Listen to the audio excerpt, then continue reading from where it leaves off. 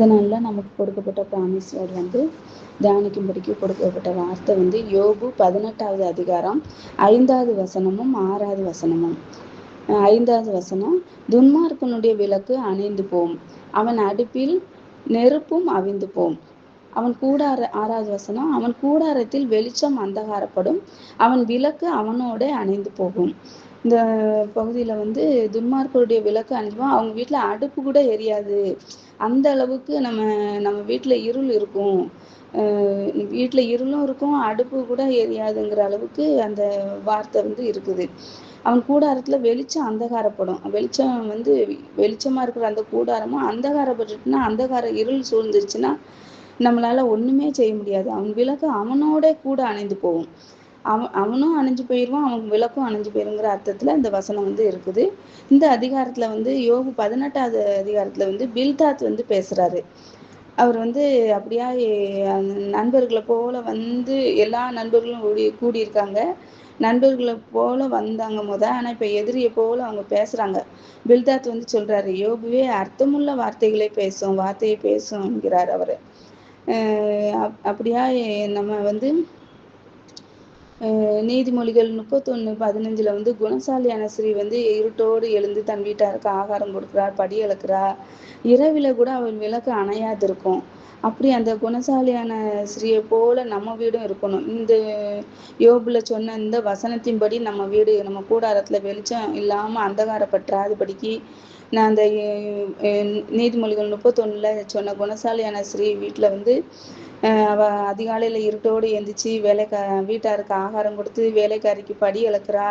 18வது வசனத்தில் இரவிலே, நீதிமொழிகள் 31:18, இரவிலே அவள் விளக்கு அணையாது இருக்கும். அவ்வளோ தூரம் அவள் வேதத்தை வாசிக்கவும் தியானிக்கவும் வீட்டு வேலைகள் எப்படி நடக்குங்கிறதுல அவள் கண்ணோக்கமாக இருந்திருப்பா. அதனால தான் அவள் அவ்வளவு அவள் வீட்டார் எல்லாம் அவளை எழும்பி பாக்கியவதின்னு சொல்கிற அளவுக்கு, புருஷன் பிள்ளைங்கள்லாம் பாக்கியவதின்னு சொல்கிற அளவுக்கு அவள் நடந்திருக்கிறா. நாமும் அது போல் பிரயாசப்படுவோம். அது மாதிரி நம்முடைய அறைகள் கட்டப்பட்டதாகவும் விளக்குகள் எரிகிறதாகவும் காணப்படணும். வெளிப்படுத்தல கூட 21:21ல் 23வது வசனமும் 24வது வசனமும், நகரத்துக்கு வெளிச்சம் கொடுக்க சூரியனும் சந்திரனும் அதற்கு வேண்டுவதில்லை, தேவனுடைய மகிமையே அதை பிரகாசிக்கும், ஆட்டுக்குட்டியானவரே அங்க விளக்கா இருப்பாராம். ரட்சிக்கப்படுகிற ஜனங்கள் அதன் வெளிச்சத்துல நடப்பார்கள், பூமியின் ராஜாக்கள் தங்கள் மகிமையும் கனத்தையும் அதற்குள் கொண்டு வருவார்கள். அப்படியா தேவனுடைய பரலோகத்துல ஆட்டுக்குட்டியானவரே நமக்கு வெளிச்சமா இருக்கிறாரு. அந்த ஆட்டுக்குட்டியானவர் இப்பவும் நம்முடைய பாதையில நமக்கு அவர் வெளிச்சமா இருப்பார். நம்ம வாழ்க்கையில இருள் எவ்வளவேனும் காணப்படாதபடிக்கு நம்ம அனுதினமும் தேவனை நோக்கி பார்க்க அவரை நோக்கி பார்த்தவர்கள் பிரகாசம் அடைந்தார்கள், அவர்கள் முகங்கள் வெட்கப்படவில்லை என்ற வார்த்தையின்படி அவர் வெளிச்சத்தின் மேல வெளிச்சம் தந்து நம்மளை நடத்துவாரு. கட்டளையே விளக்கு, வேதமே வெளிச்சம்னு சொல்லி நமக்கு வசனம் சொல்லியிருக்கு. கட்டளைன்னா நம்ம தேவன் நமக்கு கட்டளை கொடுத்துருக்காரு, உன் தாயையும் தகப்பனையும் கனம் பண்ணுவையாக, உன்னிடத்துல நீ அன்பு கூறுவது போல பிறனிடத்துல நீ அன்பு கூறுவாயாக அப்படின்னு சொல்லி தேவன் நமக்கு கட்டளை கொடுத்துருக்கிறாரு. அந்த கட்டளை தான் நமக்கு விளக்கா இருக்கணும். அந்த கட்டளை விளக்கமா இருந்தா அந்த வேதம் நமக்கு வெளிச்சமா இருக்கும்.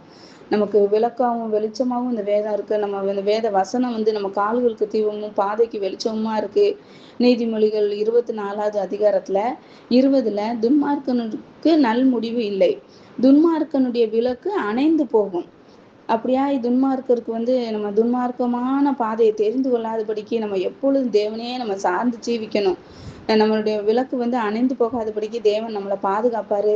தாயை நிந்திக்கிறவனுடைய தீபம் காரிருளில் அணைந்து போகும், நதியின் காகங்கள் அவன் கண்களை பிடுங்கும் சொல்லி போட்டிருக்கு. நீதிமொழிகள் 20:20 வாசித்து பார்த்தோம்னா, தன் தகப்பனையும் தாயையும் நிந்திக்கிறவனுடைய தீபம் காரிருளில் அணைந்து போகும்.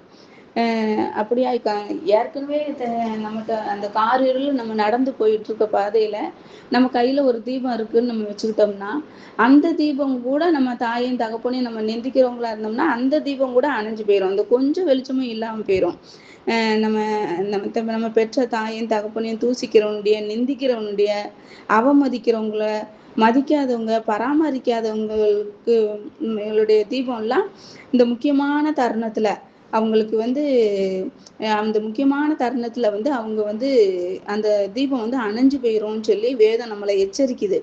ஏற்கனவே இருள்ல அவங்க நடந்து கொண்டு இருப்பாங்க, தேவனற்ற நிலைமையில இருப்பாங்க. அந்த தேவன் இல்லாதவங்க தான் அந்த அன்பு அவங்க இருதயத்துல இருக்காது, தாயின் தகப்பனின் நிந்திப்பாங்க. ஆனா தேவன் நம்ம இருதயத்துல இருந்தாருன்னா, அன்பு நம்ம இருதயத்துல ஊற்றப்படும். பரிசுத்த ஆவியானவராலே அன்பு நம்ம இருதயத்துல ஊற்றப்படுகிறது என்ற வார்த்தையின்படி தேவன் நம்மளை அன்பில நடத்துவாரு. அந்த அவங்க அந்த வசனத்துல கூட அந்த நேரத்துல நம்ம கையில் இருக்க தீபம் அணைந்து விட்டது போல இருக்கும். முக்கியமான தருணத்துல அவங்களுடைய தீபம் அணைஞ்சு போகும். தாயின் தகப்பனையும் கனம் பண்ணுங்கள்னு சொல்லிதான் நமக்கு வந்து கட்டளை ஏசப்பா கொடுத்துருக்காங்க. முதல் கட்டளை அப்படியே உன் தாயின் தகப்பனையும் கனம் பண்ணுவையாக அப்படின்னு சொல்லிதான் நமக்கு தேவன் நம்மகிட்ட எதிர்பார்க்கிறாரு. அப்படியா நம்ம எந்த இடத்துலயும் அசட்டை பண்ணாதபடிக்கு, அவங்கள கனம் பண்ணும்படிக்கு நம்ம வாழ்வோம். வேத வசனம் நமக்கு அப்படியே கற்றுக் கொடுக்கிறது. இந்த வேத வசனத்தின்படிதான் நம்ம வாழணும். நமக்கு வெளியேற பெற்ற வேத புத்தகத்தை பரிசுத்த ஆவியானவர் எழுதி கொடுத்துருக்காரு. நம்ம வாழ்க்கையில நம்ம ஜீவியத்துல நம்ம எப்படி நடக்கணுங்கிறத அவர் நமக்கு கற்றுக் கொடுத்துருக்கிறாரு. நம்ம இந்த வார்த்தைக்கு நம்ம கீழ்ப்படிஞ்சோம்னா நம்மளை தேவன் ஆசீர்வதிப்பார். நம்ம வந்து அவங்க என்ன செய்யறாங்கன்னு நம்ம பார்க்க வேண்டாம். நம்ம பகுதியில நான் என் தாய் தகப்பனுக்கு நான் என்ன செய்யணும் அப்படிங்கிறத நான் வந்து சரியா நான் தேவனுக்கு முன்பாக நான் சரியா செஞ்சோம்னா என்னோட விளக்கு வந்து அணையாம இருக்கும். நான் மற்றவங்களுக்கு வெளிச்சம் கொடுக்குறவங்களா நான் காணப்படுவேங்கிறது தேவன் என்னோட பேசினார். அவர்களுக்கு வந்து நம்ம வந்து அவங்களுக்கு செய்ய வேண்டிய கடமையெல்லாம் நம்ம செய்யணும், உதறி விடக்கூடாது. எந்த இடத்துலையும் இது எனக்கான இது இல்லைன்னு சொல்லி நம்ம உதறி விடாதபடிக்கு நம்ம தேவன் தான் நம்மளை காக்கணும்னு சொல்லி இந்த இடத்துல நம்ம தேவன் தாமே நம்மளை காப்பாராகன்னு சொல்லி நான் இந்த இடத்துல வேண்டிக் கொள்கிறேன். அப்படியா 2 தெசலோனிக்கேயர் கூட கர்த்தரோ உண்மையுள்ளவர், அவர் உங்களை சிறப்படுத்தி தீமை நின்று விலக்கி காத்துக்கொள்வார். நம்மளை வந்து சத்துரு வந்து நம்ம கீழே தள்ளுனாலும், நம்ம வேத வசனத்துப்படி நடக்காதபடிக்கு நம்மளை கீழே தள்ளுனாலும் நம்மளை காக்குறதுக்கு தேவன் இருக்கிறாரு. இயேசு கிறிஸ்து உண்மை உள்ளவரா இருக்கிறாரு. தேவனுடைய பாதுகாப்பு ஒவ்வொருவருக்கும் உண்டு. இயேசு கிறிஸ்து நம்மளை சிறப்படுத்துவார், தீமையிலிருந்து நம்ம நடத்துவாரு. அப்படியா இந்த இதுல தேவன் வந்து ஒளியா இருக்கிறார் என்றும் அவருக்குள் இருள் சிறிதேனும் இல்லை என்றும் நாம் அறிவோம். யோவான் 1:5 அந்த 1வது அதிகாரத்துல யோவான் 1ல ஒரு 6-7 வசனம் எடுத்தோம்னா நமக்கு அவ்வளவு நல்லா இருக்கு வாசிக்க. யோவான் 1:5 வந்து அப்படியா தேவன் வந்து நம்ம கண்ணானது சரீரத்தின் மத்தேயில வந்து கண்ணானது சரீரத்தின் விளக்கா இருக்குது. கண் வெளிச்சமா இருந்தா சரீரம் முழுவதும் வெளிச்சமா இருக்கும் அப்படின்னு சொல்லி தேவன் நமக்கு எழுதி கொடுத்துருக்காங்க. கண் வழியா தான் எல்லா பாவங்களும் நம்ம இருதயத்தையும் சிந்தையும் அசுத்தப்படுத்துது. நீங்க உலகத்துக்கு மத்தேயு 5:14 கூட நீங்க உலகத்துக்கு வெளிச்சமா இருக்கிறீர்கள், மலையின் மேல் இருக்கிற பட்டணம் மறைந்திருக்க மாட்டாது, விளக்கை கொளுத்தி மரக்காலால் மூடி வைக்காமல் விளக்கு தண்டின் மேல் வைப்பார்கள், அப்போது அது வீட்டில் உள்ள யாவருக்கும் வெளிச்சம் கொடுக்கும். அப்படியா நம்ம வந்து நம்மளை ஏசப்பா வந்து உலகத்துக்கு வெளிச்சமா இருக்கிறீர்கள்னு சொல்லி ஏசப்பா சொல்லியிருக்காங்க. நம்ம வந்து வெளிச்சத்தின் பிள்ளைகளா இருக்கிறோம். நம்ம வந்து உலகத்துக்கு வெளிச்சமா இருப்போம். அந்தகார கிரியையிலிருந்து நம்மளை வந்து அந்தகாரத்துல இருந்து ஆச்சரியமான ஒளிக்கு நம்மளை தேவன் அழைத்து இருக்கிறாரு. அந்த ஆச்சரியமான ஒளி உள்ள ஒரு இடத்துல நம்ம இருக்கிறபடினா நம்மளும் வெளிச்சமா தான் இருப்போம். அவருடைய வெளிச்சம் நம்ம முகத்தின் மேல் பிரகாசிக்கும். நம்ம ஒவ்வொரு நாள் அவரை நோக்கி பார்த்து பிரகாசம் அடைய முடியும். அப்படியா நம்ம வெளிச்சமா இருந்தா நம்ம வீட்டுல உள்ள எல்லாருக்கும் நம்மளும் வெளிச்சமா இருக்க முடியும். நம்ம வீட்டுல இருள் இருக்காது. இது சங்கீதம் 139 கூட நான் இருளில் இருந்தாலும் கர்த்தர் எனக்கு வெளிச்சமா இருப்பார். 139:11 இருள் என்னை மூடிக்கொள்ளும் என்றாலும் இரவும் என்னை சுற்றி வெளிச்சமா இருக்கும். உமக்கு மறைவாக இருளும் அந்தகாரப்படுத்தாது, இரவும் பகலை போல வெளிச்சமா இருக்கும். உமக்கு இருளும் வெளிச்சமும் சரின்னு சொல்லி 139 சங்கீதம் 139:11 வசனம் நம்மளை அப்படியே தேற்றுது. நான் மரணங்களின் பள்ளத்தாக்கில் நடந்தாலும் பொல்லாப்புக்கு பயப்படேன், தேவரீர் என்னோடு கூட இருக்கிறீர், உமது தடியும் என்னை தேற்றும். ஆமா, அவருடைய வசனம், அவர் ஆவியானவர் நம்மளை தேற்றுவாரு. இருளான நம்ம பகுதியில இருந்து நம்மளை வந்து வெளிச்சத்துக்கு அவர் அழைச்சிருக்க. மரண இருளின் பள்ளத்தாக்கு நடந்தா கூட நம்ம பயப்படவே வேண்டாம். தேவன் நம்மோடு கூட இருக்கிறார். அவர் கோலத்தடியும் நம்மளை தேற்றும். அவர் வந்து உலகத்தில் வந்து எந்த மனுஷனையும் பிரகாசிக்கிற மெய்யான ஒளிதான் நம்ம இயேசு கிறிஸ்து. அவருக்குள் வந்து ஒளி இருக்குது. அந்த ஒளி வந்து ஜீவனா இருக்குது. அந்த ஜீவனை தான் நமக்கு ஏசப்பா தந்திருக்காங்க. இன்னைக்கு அவர் ஜீவன் உண்டாயிருக்கும், அது பரிபூர்ணப்படும் வந்தேன்னு சொல்லி அவருக்குள்ள உள்ள அந்த ஜீவனை நமக்கு தந்திருக்கிறார். அந்த ஜீவனை பெற்று நம்மளும் அப்படியா உலகத்துக்கு ஒளியா இருப்போம். நம்ம பிரகாசிக்கிற விளக்கா இருப்போம். உலகத்துக்கு வெளிச்சமா இருக்கீங்கன்னு நம்மளை சொல்லியிருக்காங்க. அப்படியா நம்மளும் நம்ம வீட்டுல விளக்க கொளிச்சு மரக்காலில் மூடி வைக்காம விளக்கு தண்டின் மேல் வைக்கிறது போல நம்மளும் வீட்டில் உள்ள யாவருக்கும் நம்ம வெளிச்சம் கொடுக்குறவங்களா இருப்போம். நம்ம வெளிச்சமா இருந்தா வீட்டில் உள்ள எல்லாருக்கும் அந்த வெளிச்சம் பரவும். ஆமென். இருளான உன் வாழ்வுதான் இப்போ வெளிச்சமாகவே மாறுதே. இருளான உன் வாழ்வுதான் இப்போ வெளிச்சமாகவே மாறுதே. இயேசுவின் பேரொளி நம்மேல் வீச எழும்பி ஜொலித்திடுவோம். இயேசுவின் பேரொளி நம்மேல் வீச எழும்பி ஜொலித்திடுவோம்.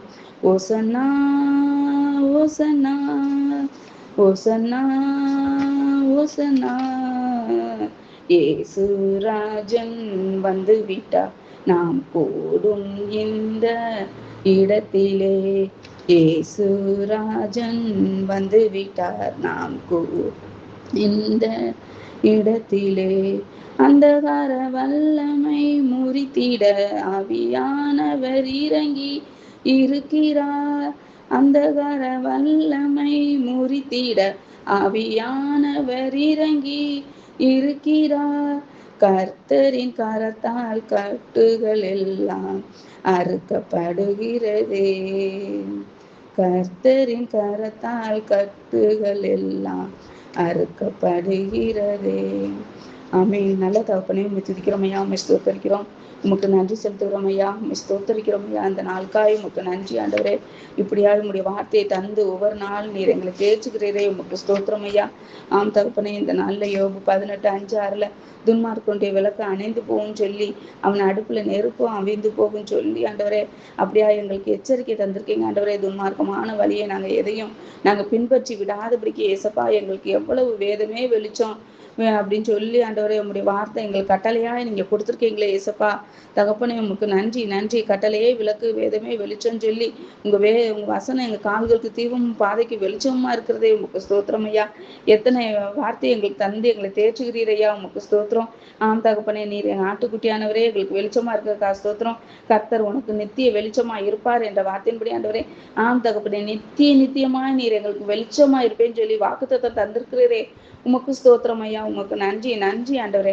அப்படியா எங்களை எங்க பிள்ளைகளையும் நீங்க நடத்துங்கப்பா, எங்க குடும்பத்தாரை நடத்துங்க தகப்பனே. எங்க பிரேயர் டீம்ல உள்ள ஒவ்வொரு குடும்பத்தையும் ஐயா, இந்த வேலையில உட்கார்ந்து உங்களுடைய வார்த்தையை கேட்டுக்கொண்டிருக்கிற ஒவ்வொருவரையும் ஆண்டவரே தகப்பனே, நீர் நித்திய வெளிச்சமா இருக்கும்படிக்கு ஐயா நாங்க ஆண்டவரே இந்த வேலையில ஜெபிக்கிறோம் ஐயா. ஒவ்வொருவருக்கும் நீங்க கர்த்தரே உனக்கு நித்திய வெளிச்சமா இருப்ப அந்த வார்த்தையின்படி அவங்களுக்கு நீங்க நித்திய வெளிச்சமா இருந்துருங்க ஆண்டவரே. அவங்க வீட்டுல எந்த வேலும் எவ்வளவு வேணும் இருள் காணப்படாதபடிக்கு இயேசு கிறிஸ்து ஒளியா இருக்கிறான்னு சொல்லி, அவருக்கு ஒளியே ஜீவன். ஆம் தகப்பனே, அந்த ஒளி ஜீவனா இருக்குது என்று வார்த்தை ஒவ்வொரு வீட்டுக்கும் இந்த நாள்ல ஜீவனை நீங்க தந்து விடும்படியா ஜெபிக்கிறீங்க. ஜீவன் உண்டாயிருக்கும், அது பரிபூர்ணப்படும் வந்தவர் இந்த நாள்ல ஒவ்வொருவருக்கும் உடைய பரிபூர்ண ஜீவனை ஊற்றி விடும்படியா ஜெபிக்கிறேன். நீங்க நடத்துங்க ஏசப்பா. துதிகள் மத்தியில் வாசம் பண்ணுகிறவர் எங்கள் மத்தியில இருக்கீங்களே, அதுக்காக உமக்கு ஸ்தோத்திரம் ஐயா. நாங்க ஒரு மனமா கேட்கிறோம் ஆண்டவர். எங்க எல்லாரையும் நீங்க நிரப்புங்கப்பா. எங்க அறைகள் கட்டப்பட்டதாகவும் எங்கள் விளக்குகள் எரியதாகவும் காணப்பட்டோம். அந்த நீதிமொழிகள் சொன்ன அந்த குணசாலை என சிறியை போல் ஆண்டவரே, நாங்க இருட்டோடு எழுந்துச்சு ஆண்டவரை உண்மை துதிக்கும்படிக்கு, உண்மை ஆராதிக்கும்படிக்கு, இரவுல கூட எங்க விளக்கு அணையாது இருக்கும்படிக்கு, ஆம் தகப்பனே, இரவுல நாங்க படுத்திருந்தாலும் ஆண்டவரே உங்களுடைய வார்த்தையை தியானிக்கும்படிக்கு ஆண்டவரே தகப்பனே எங்களுக்கு உதவி செஞ்சிருங்க உங்களுடைய வார்த்தை எங்களை நடத்தட்டும் ஐயா. பரிசுத்த ஆவியானவரை எங்களுக்கு நடத்தும்படியா ஜெபிக்கிறேன். நீர் மகிமைப்படும் இயேசு மூலம் ஜெபிக்கிறேன் நல்ல பிதாவே. ஆமென். God bless you all. Thank you.